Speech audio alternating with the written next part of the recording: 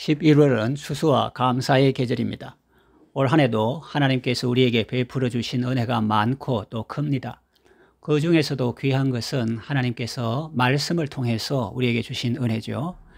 이 시간에는 하나님께서 말씀을 통해서 우리에게 어떤 은혜를 주시는지 살펴보면서 그 은혜를 깨닫고 진정으로 하나님께 감사하는 마음을 갖게 되기를 바랍니다.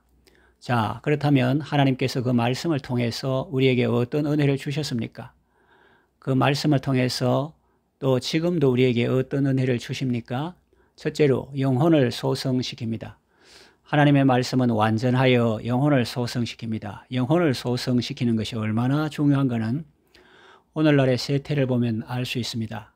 수년 전에 일어났던 일입니다. 대전에서 26세 된 청년 공무원이 극단적인 선택을 했습니다.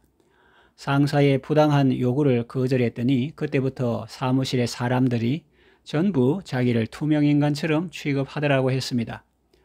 공무원 시험에 어렵게 공부해서 합격했을 때 얼마나 기뻤을까요? 또 그것을 보는 부모의 마음은 얼마나 기뻤을까요? 그런데 그 아들이 그런 극단적인 선택을 했으니 부모의 마음이 어떻겠습니까? 그리고 그런 극단적인 선택을 했던 당사자는 또 얼마나 오랜 시간 괴롭고 힘들어 했을까요? 그런 일이 일어난 것이 한두 번이 아닙니다. 그 사건 후에도 공군 여 중사가 성추행으로 고통받다가 극단적인 선택을 한 일이 있었죠. 그들의 영혼은 얼마나 힘들고 고통스러웠을까요? 주위가 온통 절망스럽게 보였을 것입니다. 제 아들도 군복무 초기에 상관의 부당한 요구와 폭언 때문에 힘들어하던 때가 있었습니다. 오죽하면 군 생활을 그만둘 생각까지 했겠습니까? 그런데 하나님께서 긍휼히 여겨주셨습니다. 하나님의 말씀으로 위로해 주셨습니다.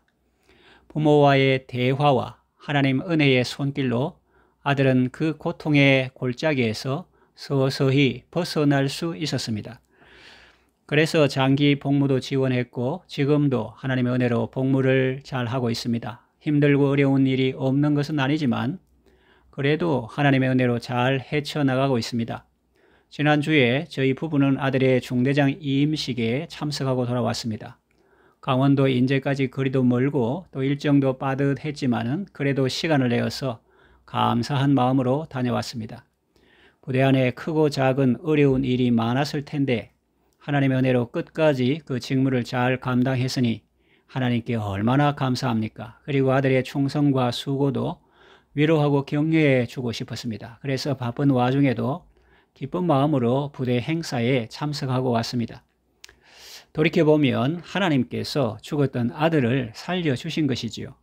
절망과 고통 속에 있을 때 말씀으로 찾아와 주시고 위로해 주시고 격려해 주시고 은혜를 주셔서 그 영혼을 소성하게 하셨던 것입니다. 지금도 하나님은 말씀으로 우리의 영혼을 소성시키십니다. 우리의 영혼은 사람마다 정도의 차이는 있겠지만 다 피곤하고 갈한 상태입니다. 하나님은 지금도 우리 모두의 영혼을 소성시키고 계십니다. 말씀으로 우리의 영혼을 그 은혜의 강가로 인도하시고 그곳에서 쉬게 하시고 또 위로하시고 새 힘을 주셔서 살게 하십니다. 세상은 사람들을 집단적으로 따돌리고 투명인간 취급하고 또 사탄과 마귀는 우리를 죽음으로 내몰지만 하나님은 우리를 사랑하시고 친밀하게 대화하시며 죽음의 위기에서 벗어나게 하시고 우리의 영혼을 살게 하십니다. 말씀 안에서 건강한 생명의 삶을 사시기 바랍니다. 둘째로 우둔한 자를 지혜롭게 합니다. 사람들은 공부를 많이 하지 못한 사람이나 대학교 안 나온 사람들을 우둔한 사람이라고 생각하는 경향이 있습니다. 그러나 과연 그럴까요? 그렇지 않습니다. 저는 한 지혜로운 여자 성도를 보았는데 혹시 어느 대학 나오셨는지 물어봤더니 자신은 대학을 나오지 않았다고 했습니다. 그런데 하나님께서 자기에게 지혜를 주셔서 자기는 하나님의 은혜로 그렇게 살아가고 있다고 했습니다. 좋은 대학교를 나오고 사회적으로 높은 집에 있는 사람은 우둔하지 않을까요? 그렇지 않습니다. 저는 대학교도 나오고 대학원도 나왔지만은 매우 우둔한 사람입니다.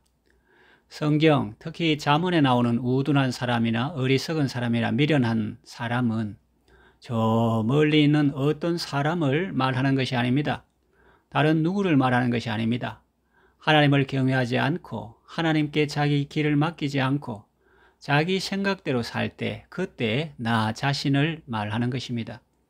왜 그렇습니까? 여호와를 경외하는 것이 지혜의 근본인데 여호와를 경외하지 않으니 무슨 지혜가 있겠습니까? 또 내 길을 여호와께 맡길 때 하나님께서 나의 길을 지도해 주시는데 하나님께 맡기지 않는데 무슨 지혜가 있겠습니까? 우둔한 자가 될 수밖에 없는 거죠. 하나님의 말씀은 확실하여 우둔한 자를 지혜롭게 합니다.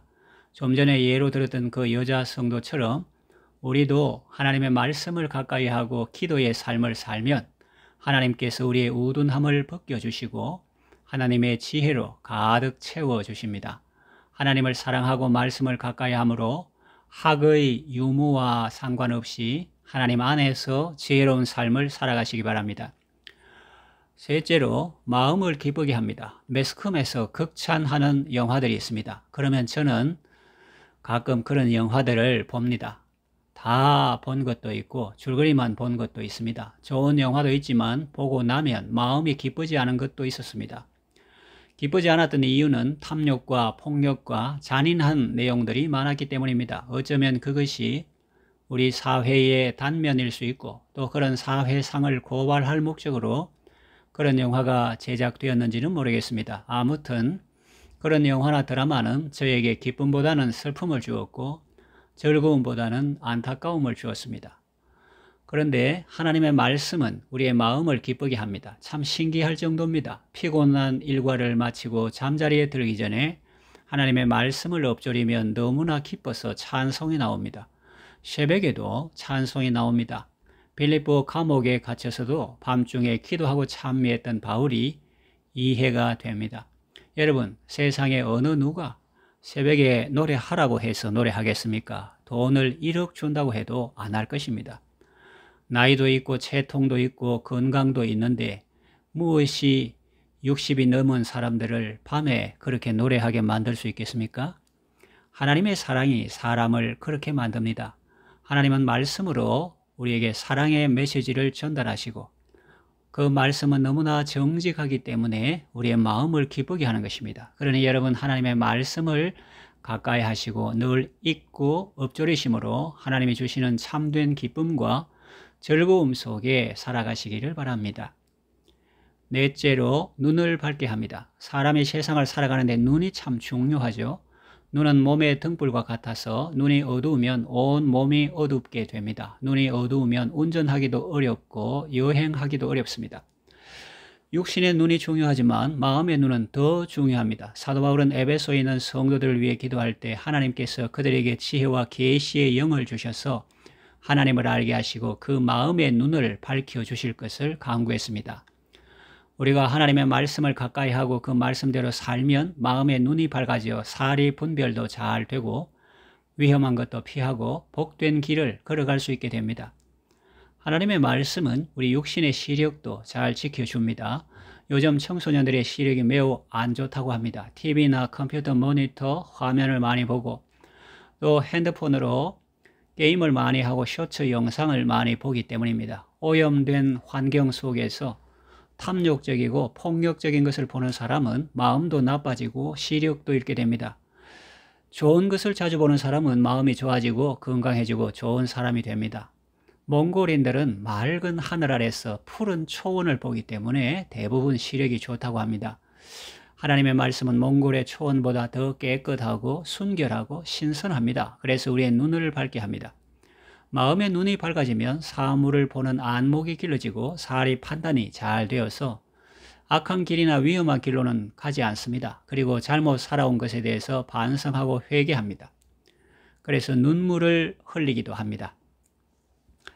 이처럼 하나님께서 주신 눈을 잘 관리하고 활용하면 시력을 유지할 수 있습니다. 물론 육신의 눈은 노화되겠지만 급속도로 나빠지지는 않을 것입니다. 그리고 말씀을 가까이 하면 겉사람은 후패할지라도 속은 날로 새로워질 것이며 마음의 눈이 청결하고 밝으면 하나님을 보게 될 것입니다. 그러니 여러분 성경을 많이 읽으시고 밝은 눈으로 인생과 세상을 보시고 지혜롭고 복된 삶을 살아가시기를 바랍니다. 말씀을 정리하며 맺으려고 합니다. 하나님께서 올해도 우리에게 많은 은혜를 베풀어 주셨습니다. 특별히 말씀을 통해서 베풀어 주신 은혜가 큽니다. 하나님은 말씀을 통해서 우리의 영혼을 소성시키시고 우리를 우둔함에서 벗어나게 하시고 지혜로운 길로 행하게 하셨습니다. 그리고 슬픔과 아픔의 소식이 가득한 세상 속에서 하나님은 그 정직한 말씀으로 우리 마음을 기쁘게 하셨고 그 순결한 말씀으로 우리의 눈을 밝게 해주셨습니다.